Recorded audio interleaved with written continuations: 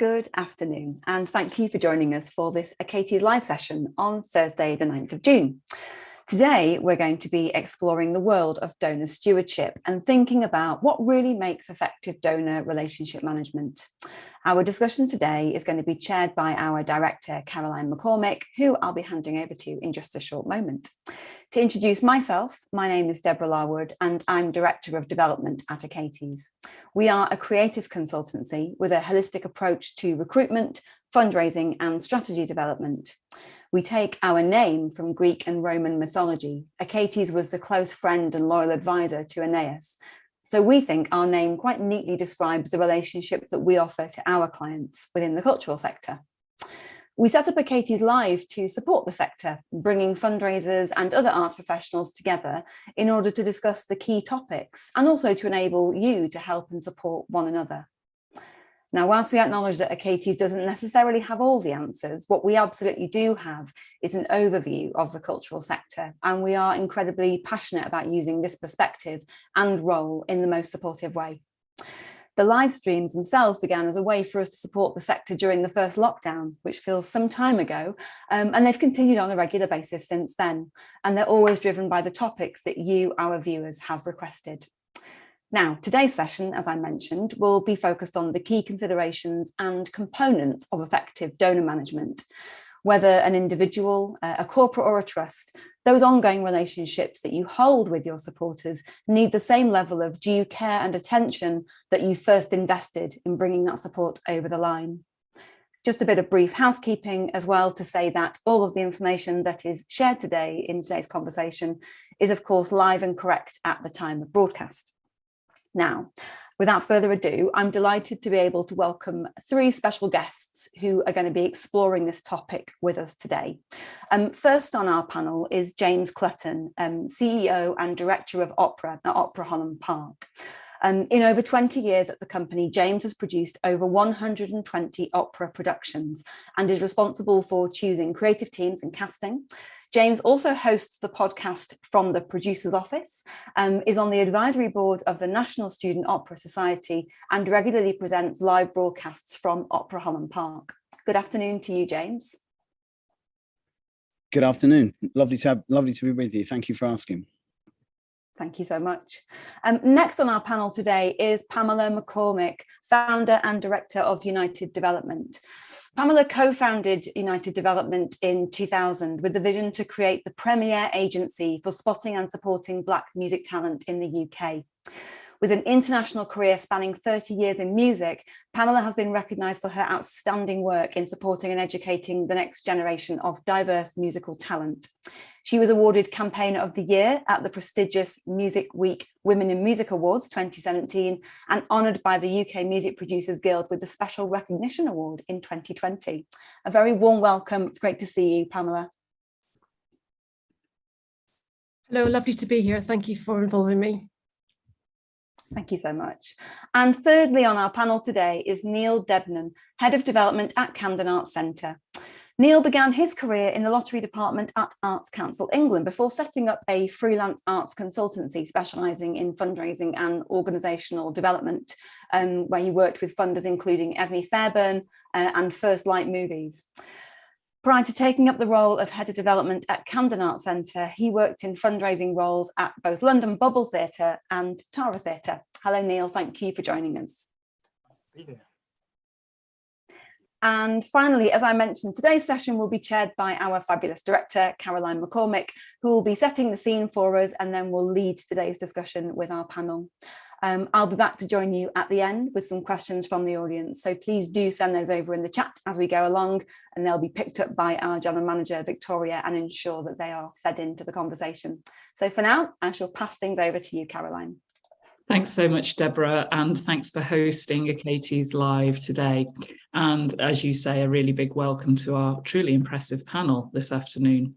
I'm just going to say a little to try and introduce the topic we're exploring today from my own experience. When I arrived as Director of Development at the Natural History Museum around the millennium, the organisation was at that time raising very limited funds. It's strange to think about it now, but there was very limited support there beyond the sponsorship for Wildlife Photographer of the Year.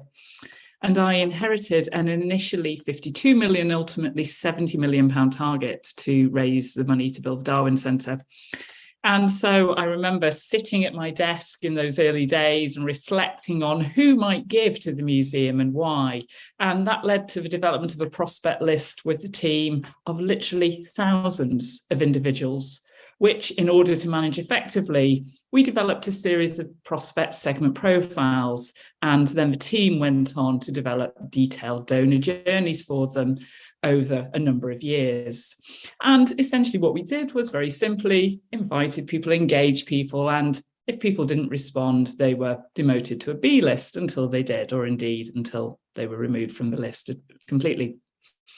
We as a team met weekly to go through the A-list prospects one by one, reviewing last action, next action, and whether the plan needed revision in each case. It was a Herculean task that I can only summarize by telling you that my ultimate favorite scientist at the museum, who's now retired, was a really lovely man with the best job title in the world, Ollie Crimmin, head of fish. I always aspire in life to be head of fish. It reached the point that whenever I walked past Ollie, he would instinctively reach to get a shark out of a tank and put it on the counter, just in case the person who was walking with me was a prospect of value to the museum. It was an intense period, but it worked. And after 5 years, we achieved that goal. When collaborating with BOP Consulting on the ACE Catalyst and Catalyst Evolve programs, which rapidly evolved from evaluation to training over 500 cultural organisations, we soon realised that this kind of systematic approach was something all but perhaps the larger organisations at that time were unfamiliar with. This led to the development of Achates' best-selling training session, a workshop that helps trustees and senior staff to address some of the challenges in donor cultivation, and which to date we've developed and shared with more than 100 cultural organisations. I clearly remember early on in one of those sessions, a trustee who was attending turning to me and saying, "Okay, so we've got them in the room. What do we do now?"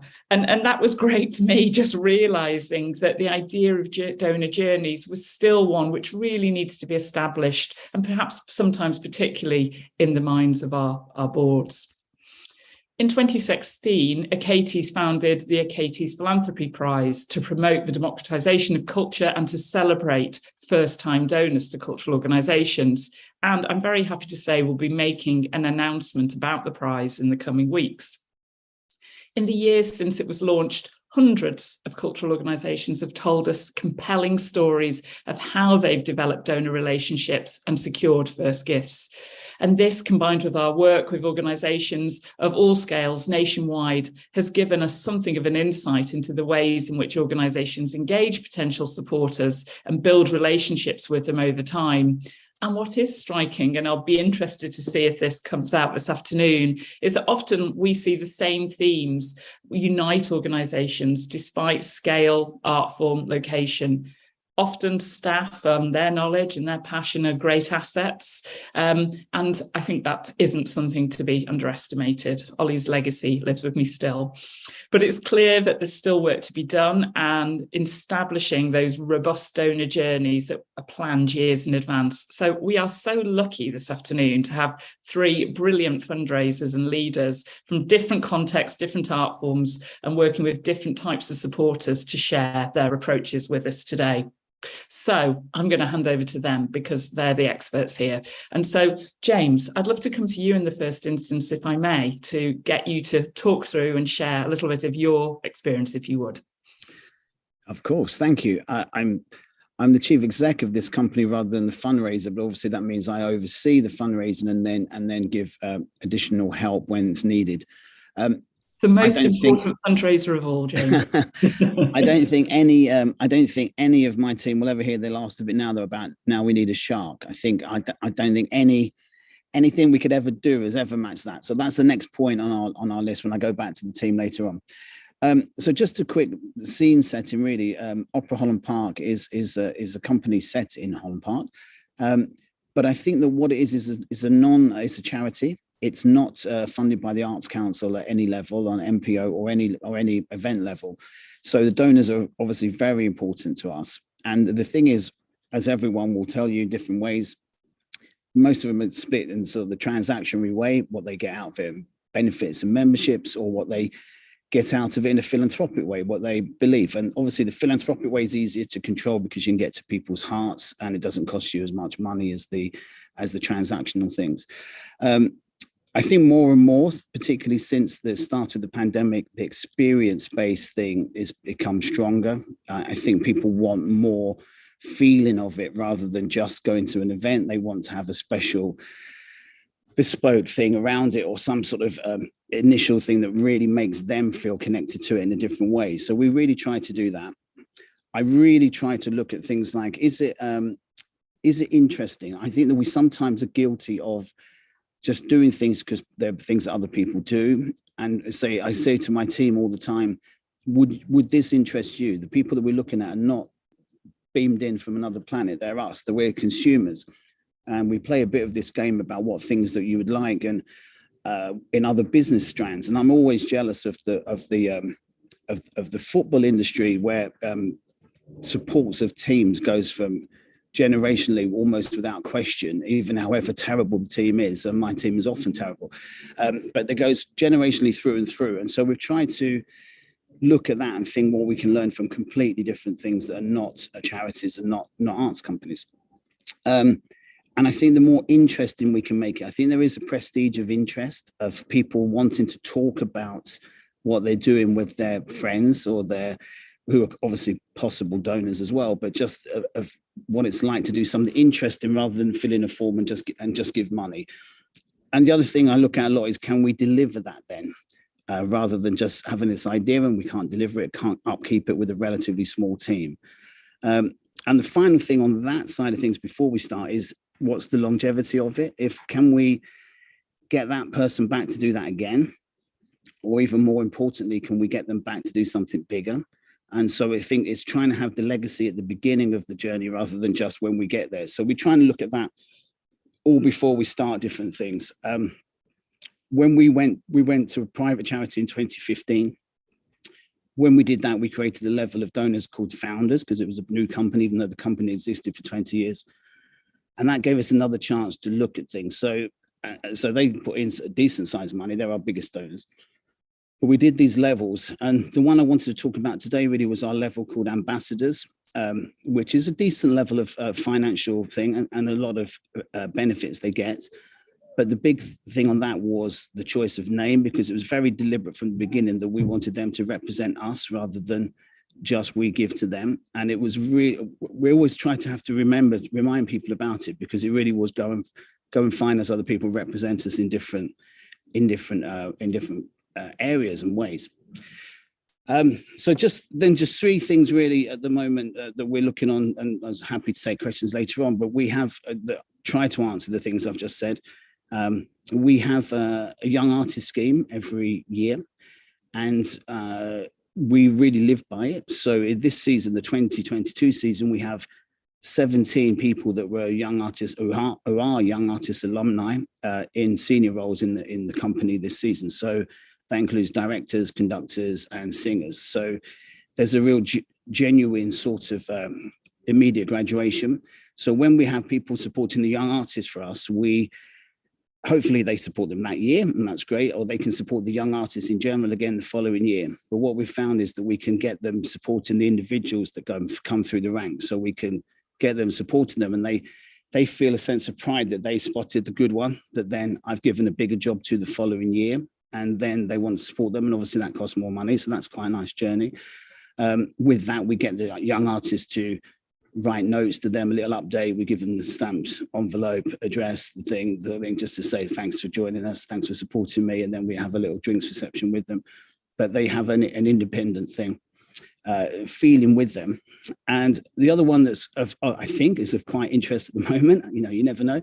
I've commissioned a new opera by Jonathan Dove for next year based on a book by Simon Mayo, the broadcaster, and it's a book aimed at young adults really. And this kid, a loner kid, is an element hunter.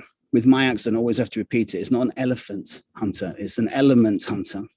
And so he collects the periodic table, everything. And so we've got a big periodic table in our members area at the moment, and we're selling the individual elements to people, so they can buy an element that means something to them, or just buy any of them, and that'll go into 2 tables, one the table as it is, and one that we'll just create with their initials on it instead of the PB or the AU or whatever. So that hopefully can take us through the year and have a bit of interest on the thing. So they're just a couple of short examples, and I've probably gone on too long already, but I think there's just the general idea. I'm really a big believer in that.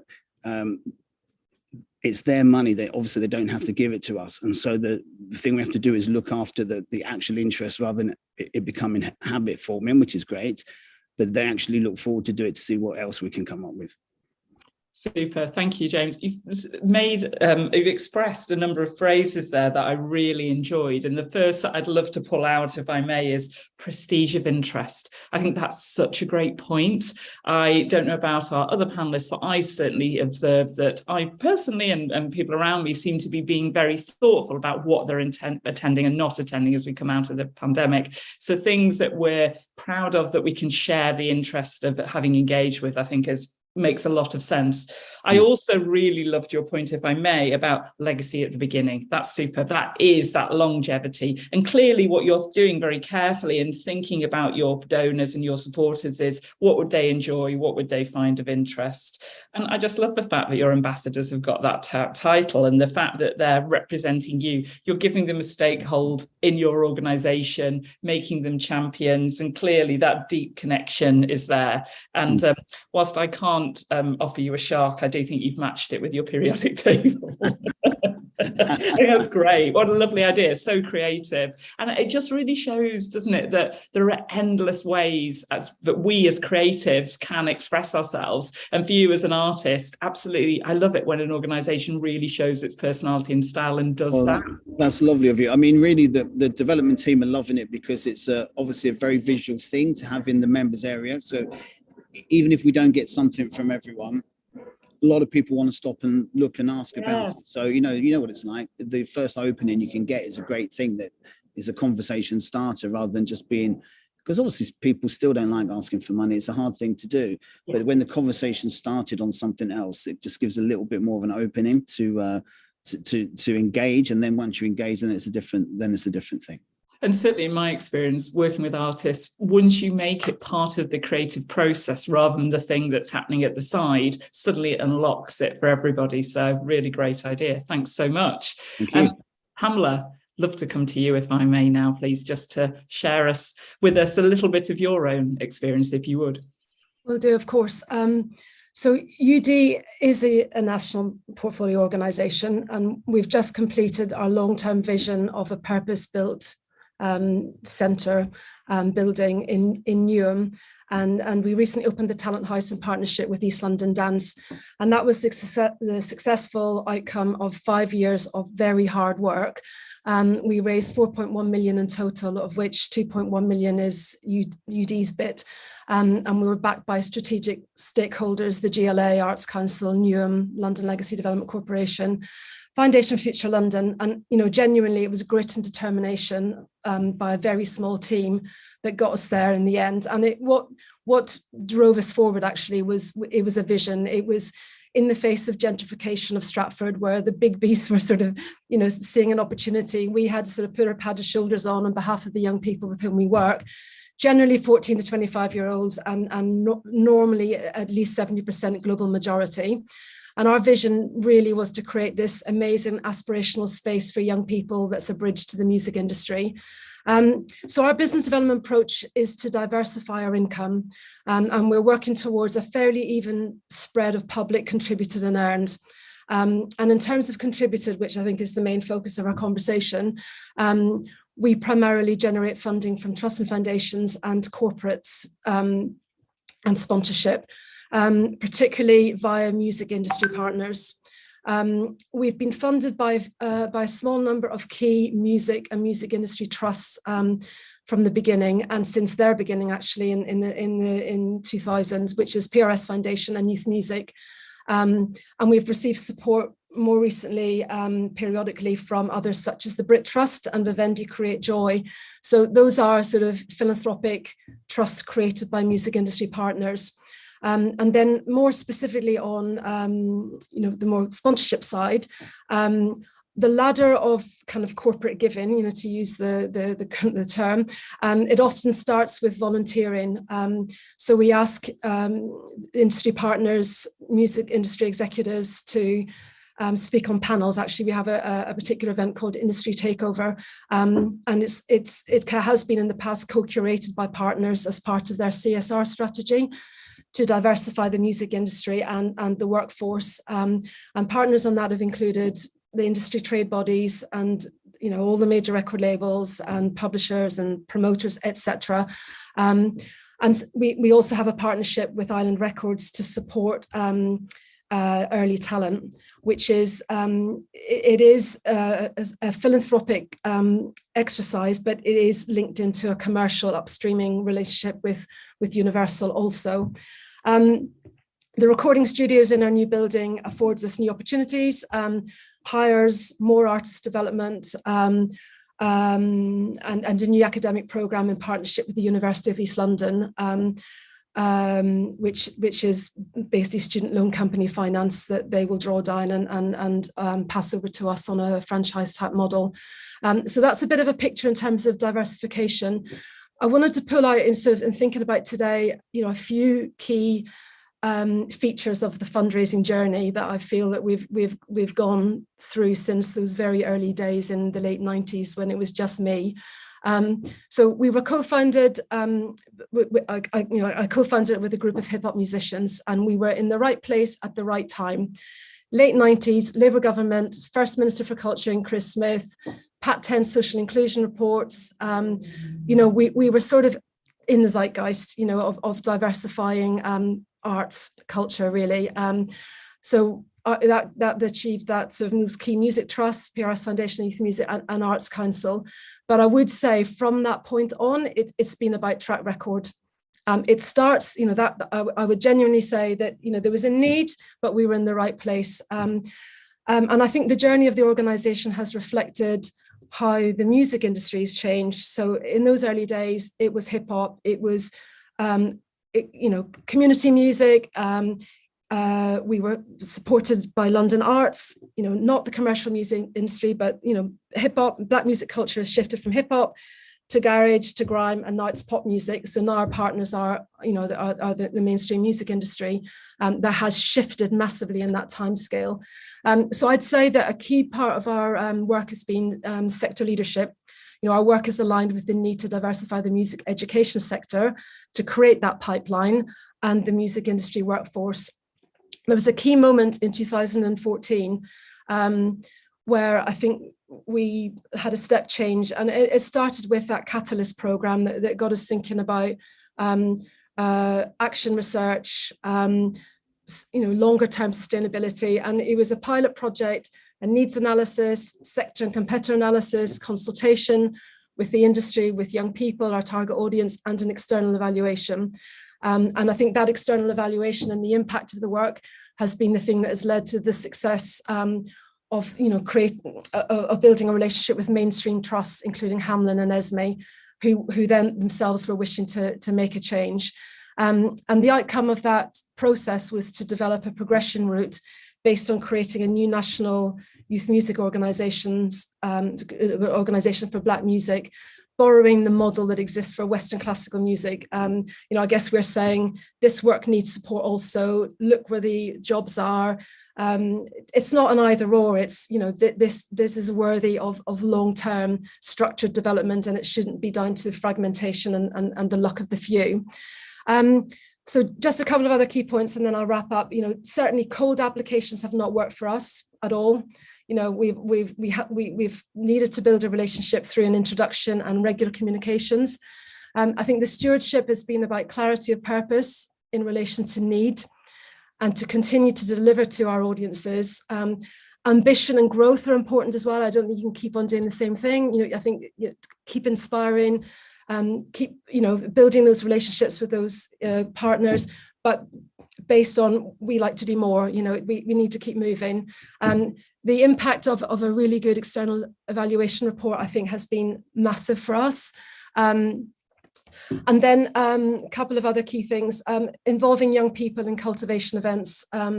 Reflecting in a board away day last week, two of the senior leaders, and they are senior leaders in the wider world who are on our board, told me that they said they would get involved because of hearing young people sing at a cultivation event. And you know, certainly it was a moment of pause where you know, it's reminded us with this new building we need to do more and more and more of that. Representation is a big part of our story.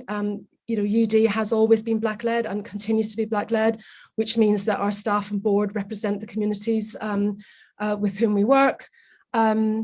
And then something about communication. I think that it's that sort of regular communication of the credibility and the track record, the benefits of the organisation, delivering need, following through on what we said we're going to do. I think that is as vital as those initial contacts. So yeah, those are just my key thoughts. Thank you, Pamela. Amazing. Can I say, is it the hallmark of a good fundraiser who's just completed a major campaign that they start their piece by thanking their major donors? It's just lovely to hear. And many congratulations on the Talent House. It's a remarkable achievement. And I think, in fairness, you immediately credited your funders and you credited your team. But with respect, it's your powerful vision, your absolute belief in that work that's brought that amazing project to fruition. So bravo. And I think what's really incredible is at a time where we're all waiting for that new private investment in culture survey data to see what's happened to corporate support. But we know what a challenging time it's been. And, you know, it is your natural heartland for the work you've done. And I think what's really incredible, and one of the reasons I'm so delighted to have you with us today, is because I think you're pushing to a new type of corporate partnership where you're genuinely working with the industry. It is a partnership. It is about working on talent together, having a shared vested interest, and thinking about that question, which is such an important one for the cultural sector at the moment, about where the commercial and subsidised sit together and where people sit in the heart of that. I think you're playing such an interesting role. So it's so interesting to hear the track record, the impact of your work, that evaluation, that they are such important tools for you. You know, that's a very different point of the argument, isn't it, than perhaps one I was making in terms of those engaged activities. And I think that's so interesting that your clarity of purpose, your strategic visions played such an important role, but equally that the empathy, the heart and the mind come together in the inspiration of the young people and the representation of your leadership. So yeah, really interesting. Thank you so much. That's really appreciated. And Neil, really looking forward to hearing from you now, if I may ask you to tell us a bit about your experience. Thank you, Caroline. Yes, and thank you, James and Pamela. It's super interesting and although slightly daunting to follow you. So I'm head of development at Camden Arts Centre, and for those of you that don't know, we're sort of based, we're actually based in Camden Town. It's actually on the northwest corner of Camden Borough. The building is a Victorian, it previously used to be Hampstead Central Library, so a very beautiful Victorian building, but now is a sort of contemporary art gallery. We are a charity, NPO, and we host sort of 3 to 4 major international works by international artists per year. But importantly, you know, we have a extensive program of artist residencies, nurturing talent programs. We have spaces for courses, so we have paid for courses on site, which is a really important part of what we do, because we are an arts centre as well as a gallery. And really importantly, we have a learning program, which is wonderful to be delivering on-site activities again after the last 2 years, but it's super important to what we do, because and we work really closely with young people, both with those with disabilities and those who come in through schools or youth drop-in programs, and with a particular focus on North West London boroughs, Brent, Harrow, Barnet, etc. So. Yeah, it's very, very interesting. I mean, we were talking a little earlier about scale, and we all think about ourselves as small. Well, we certainly think about ourselves as medium to small scale. So we're quite a small team, and there's the whole process of donor stewardship, and we know we have to be quite judicious, really, about use of our application of our time.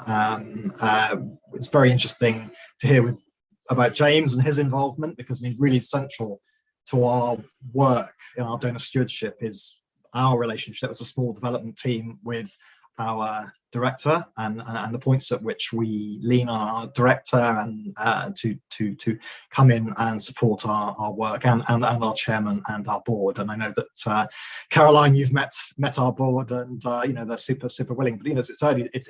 We have a board with a wide range of confidence and experience of fundraising. Our chairman is super supportive and understands. Others are less confident, but you know, have a lot to give as well. So in terms of today, I mean, we interestingly we just had our gala last night, our big fundraising gala, and I was thinking about it because it really is the moment in the cycle of the year where we bring our nearest and dearest together, and we kind of reaffirm what it is that we do and why that's important to the community, but also kind of reinforce that sense of community and collective community of donors and supporters, and they see that each other, you know, as a community around the gallery, and we get to talk a little bit about what we do, and of course to share some of the work that be it performance or art that we have going on at the moment. So slightly tired after last night, a very late last night, but a very successful evening, I'm pleased to say. Very much due to my fantastic events manager, Julia, who's worked with us, but who isn't here today, but all credit to her. So in terms of the donors, I was thinking a little bit donor stewardship. That is, interestingly, we have a patron program, a membership program, and that very much is the starting point for a lot of our sort of donor relationships. It's obviously, there's a clear structure there. They understand what they're buying into, but there's a process there of even very simple things, like we have regular Sunday brunches around to follow the exhibition launches, and those are really important moments for us, because we break bread with our sort of patrons and supporters, have an opportunity to talk with them and find out more about their interests, and hear sometimes kind of criticism really about what we do. So really important moments there to hear directly from them. We also run exhibition circles. Those are very much, as the name suggests, focused around periodic parts of our program and kind of short-term relationships, but we try and build on those relationships that have come through a particular artist that people are interested in, and maintain those relationships going forward. We've also been thinking in recent times about the kind of longevity of along with both Sir Pamela and Matthew, about the longevity of our relationships. We recently, well, that is 2018, launched a new program, a prize actually, which is the Camden Arts Centre Emerging Artist Prize, and that's in partnership with Frieze London. The prize, in this case, being a Gallery 3 show. Our Gallery 3 is a space that we sort of dedicate to mainly to emerging artists. But it's been a really important initiative for us, because it's important to say it. You know, the expectation there for the donors is a 3-year commitment from them, and more than just supporting financially the show, it is an opportunity implicit in the prize, is an opportunity for them to be involved and understand the process by which the selection of the eventual prize winner takes place, but also then to see the gestation of the show at a London institution and how that happens. So it really is a process where, you know, we work quite a lot with our donors and see a lot of them around the delivery of the prize, and it's fair to say that you know, lots of the donors that we work with see a lot of art. They know a lot. They make a really important contribution to the process of our understanding and looking at the long list of artists that are involved, that are eligible for the prize. So it is quite a sincere process, actually, although importantly for us, we set boundaries about the decision making ultimately for the prize, and our donors completely understand that. It's a very transparent process. But anyway, yeah. It's an important moment. We are just about to relaunch our prize in 2022, so foremost in my thinking as well. Wonderful. Thank you, Neil. And the first thing I have to say is thank you so much for being here today. The morning after the afternoon after a gala is no mean feat.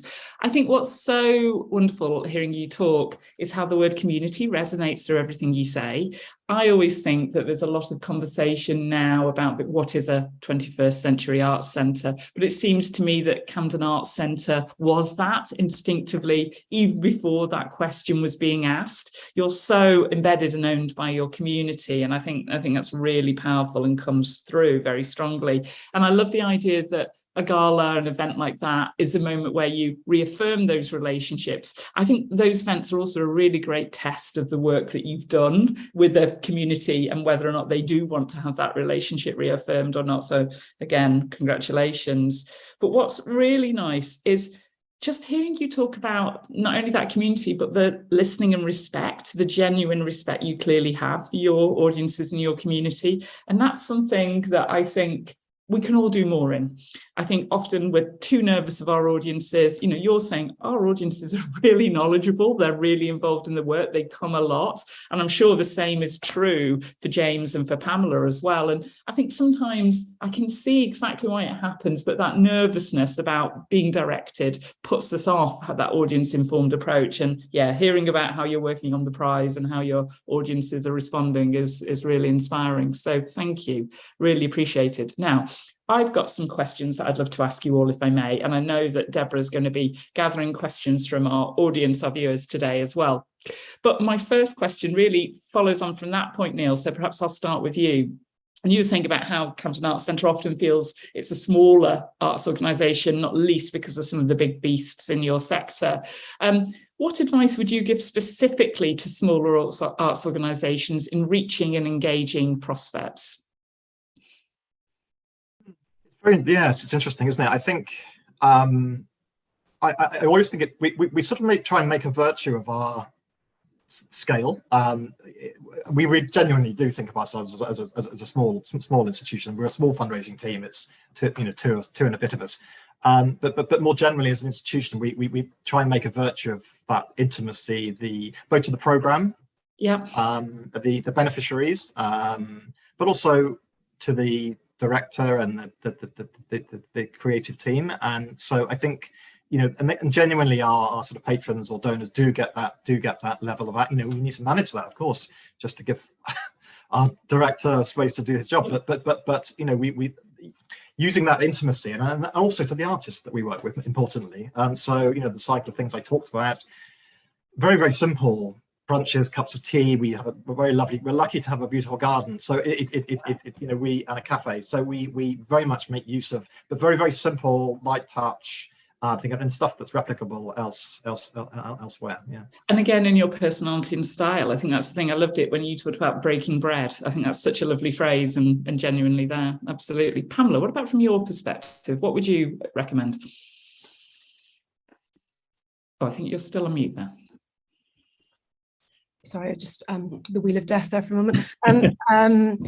I guess we are that small organisation, to be honest, you know, so I guess it reflects our experience. I think involving people, potential donors, even individuals within organisations in your programme would be where I'd recommend you start. I think it's worth saving up for evaluation and external evaluation. Someone gave me that piece of advice and I didn't quite understand it to start with until we got ourselves in a position where we did it, and I completely understand it now. And then I think probably it is worth just getting out and about, isn't it? And I think people, generally speaking, are willing to do a cup of coffee, and I've often said that help and you will be helped. So I think there is that school of thought out there where some people will be prepared to give time. Get involved with mentoring programs. I say if you can, you know, because that's often a way to get to access to resource that you don't ordinarily have. And then probably it is worth doing a cultivation event periodically, you know, once a year, even if it's a small scale thing, because I think that social interaction it can really reap rewards for you. Super, great advice there. Thank you, Pamela. And James, from your perspective, love to hear about your thoughts on this for smaller organisations in particular. Yeah, I think that's a very good point. Neil's made excellent point there about it's all relative. We've got a lot more money than smaller opera companies, and the Royal Opera House have got a lot more than us. And I think that's the thing. I think the only thing I'd add to that, because I think they're all excellent points, is particularly at the moment with how the world is about the transparency and just being as open as possible with people and getting them to trust you because of that transparency.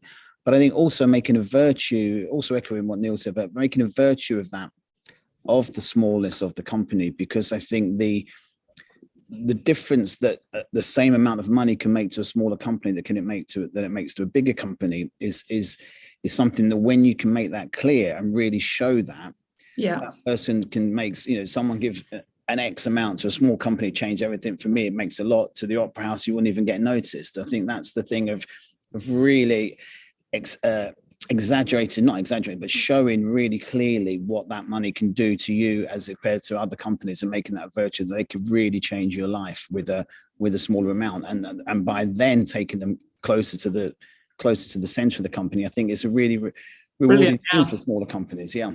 No, I think it's a really good point, and complements what Pamela's saying in terms of, if it's about direct impact, showing that you may be small in size, but big in impact and reach. Absolutely. Super. I've just got one more question for May before I hand over to Deborah, because I know she's got questions from the floor. What, in your experience, are the most effective donor cultivation opportunities? Neil, can I go to you first this time as well?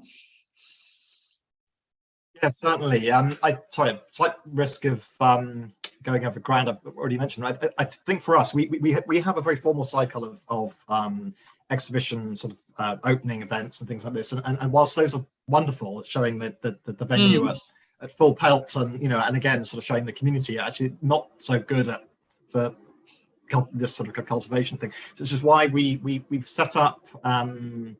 We do separate donor events on the weekend following. We often do our sort of previews on a Thursday evening, and on possibly on the Saturday, more likely on the Sunday, we'll do a Sunday morning event. Invariably, the galleries are super quiet. It's an opportunity to bring the artist in, because it's quite recently after the show opens. We might do something super simple, like just a croissant and a cup of tea, but an opportunity to go around the galleries when they're opened, with the director first open in the morning with the director, and I find them super useful, because we have an opportunity again just to there's a built-in opportunity to sit down, have a cup of tea with our donors, hear from them, and to talk about what's coming next, and to what their interests are. And it really is the moment I look forward to for a whole host of reasons, but is the most impactful sort of cultivation moment for us. And it's so striking that you can do that on a Sunday morning, and that's obviously reflective of your very careful thought about where people are, where their time is being used, the fact that I presume a number of those donors are quite local to you, etc. I think it just really shows good, thoughtful reflection on who they are and what they're looking for in that relationship. So no, great. And just to hear that can be done, just a croissant, a cup of tea, it doesn't have to be about lavish, it's about the intimacy. It's lovely. Pamela, what about from your perspective? I mean, obviously you've just done this incredible fundraising campaign. What have you found to be really effective? At the moment, with this new building, it's actually the photographs of the space and just informal emails asking people to join, but showing them the photographs. I think the key thing that we need to do at the moment is get people over to have a look. Yeah. So that feels very live to me. Historically, I'd say that project, that industry takeover project, has been the most significant way of us engaging. So clever to give people a stakeholdership and an experience of it. Yeah, absolutely. Exactly. And then the third thing that I referenced earlier is hearing young people perform and sing. That has been, that sort of goosebumps moment has your power of empathy. Yeah, absolutely. Super. So James, you've already talked about your brilliant periodic table, which I love. What else have you found to be really effective donor cultivation sort of tools and opportunities? Well, I think that the personal things that both the other guests have just said, I think that personally, I don't do Sunday mornings, I'm afraid, Neil. I think that's beyond the call of duty, that one. But I think I do Sunday afternoons, but not in the morning. But I think that we, on each one of our productions, we have a one single night set aside, which is a members' night after the show. Because for me, the biggest single thing is getting them in front of the artists all the time. Because the artists tend to be very good ambassadors of ours too. They like working here, and when they get together with our donors and that sense of community comes across, that always is a great thing for us. So we do that as much as we can. I tend to do, the last couple of years it's all been online, but I tend to do 3 or 4 sort of open hours for any questions from any of our members. Yes. I always just start it by saying I'll answer you completely honestly. Just there's nothing I'm not going to answer. So it's just to sort of put the questions out there. And I'd rather they were more difficult actually, because then it gives me a chance to address them rather than being under, people don't want to talk about it. So they've been very successful, because I think that when we did the first one in lockdown period, we had a big audience because no one was doing anything. And someone sent in a question then, which was really rewarding for us. We quoted it a lot, said, I had no idea how complex it was to run an opera company. And from us, it was just fabulous to have that there wasn't just this, we turn up and there's the show. And so that was really helpful. And the biggest one recently for us, because I talked about our Young Artist Scheme, we just celebrated its 10th anniversary. So we did a bigger gig than we would normally do at Wilton's Music Hall. And we had singers and conductors and directors from the 10 years. And I think to all of our supporters that saw the sheer mass of people that have gone on to other bigger companies and had really successful careers over that, seeing that all together was a really benefit, because sometimes we have to just keep running at the moment. I'm feeling, I don't know about everyone else watching or my fellow panelists here, but it just feels like this is, the difficult second album this year. And I think that we've just continually running to stand still. So to take a moment to say this is what we've achieved after over 10 years was a really powerful message for us and for the people that put the money in to get it there. I think that's a great point, James. And I think absolutely, I think what's clear is the leadership, whether it be the gala that Neil's just had last night, whether it's Pamela opening her building, your 10th anniversary, without doubt, the cultural sector leaders have been remarkable and worked relentlessly. And here we are now, and the world is carrying on, but things aren't as they were. So yeah, it's so important. But I think that's genuine leadership to answer those questions, to be so open. It's really powerful to hear. Thank you. Deborah, I know you've got some questions, so over to you. Thank you so much, Caroline, and thank you to our panel. A fascinating conversation, some really brilliant key takeaways, I think, that people will have gleaned from today's discussion. We have had some questions into the chat. The question I'd love to pick up and start with, it picks up on a point that James made quite early on about that sports analogy, which I think is really interesting.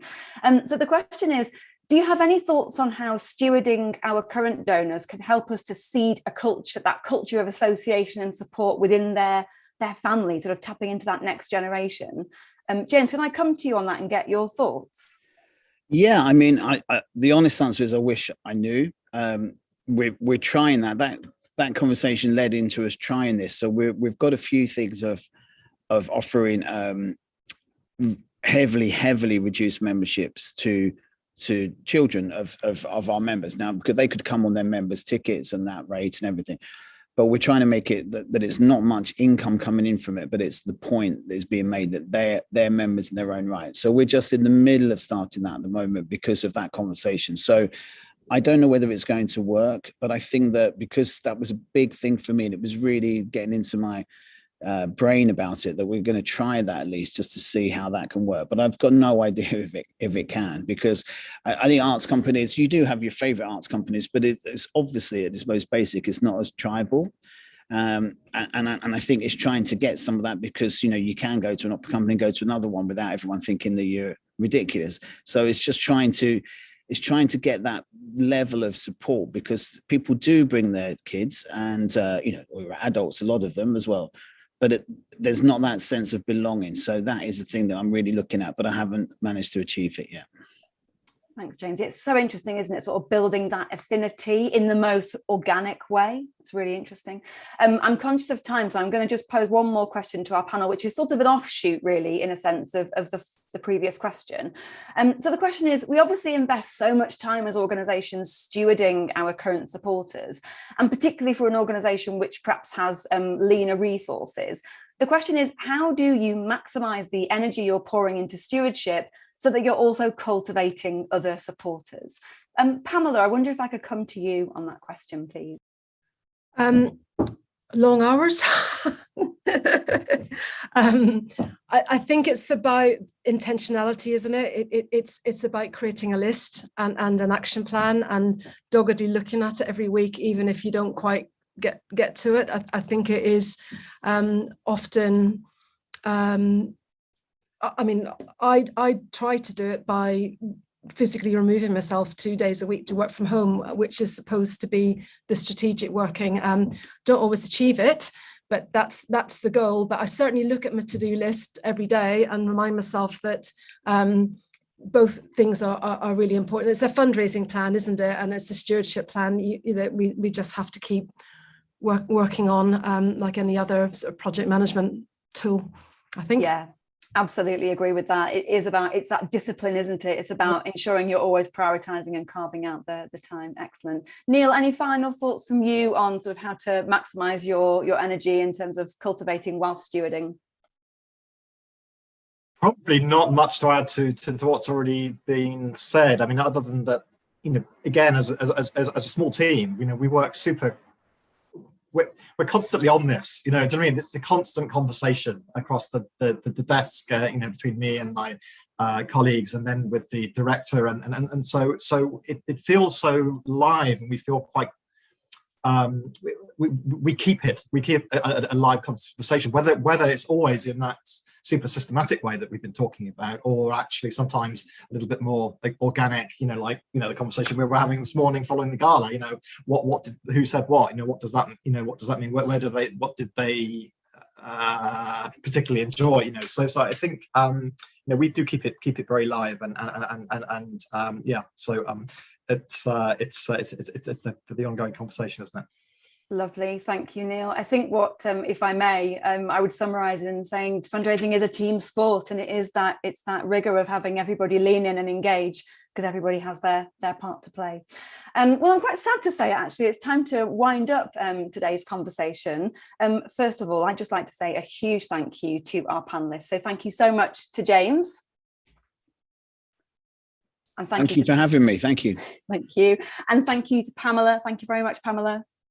You're very welcome, and thank you. And finally, thank you very much to Neil, especially after what must have been a very late night. It's an absolute pleasure, and it's been great fun. Thank you. Wonderful. And of course, our thanks to Caroline for chairing today's fascinating conversation. So, as you know, here at Achates, we offer a range of services, including recruitment, fundraising, strategy, and organisational development. So if you are interested in discussing how we might be able to support you, or if you'd just like to speak to a member of our team, then please do just drop us a line at info@achates.org.uk. Finally, just to note that our next Achates Live event will be on Thursday, the 14th of July.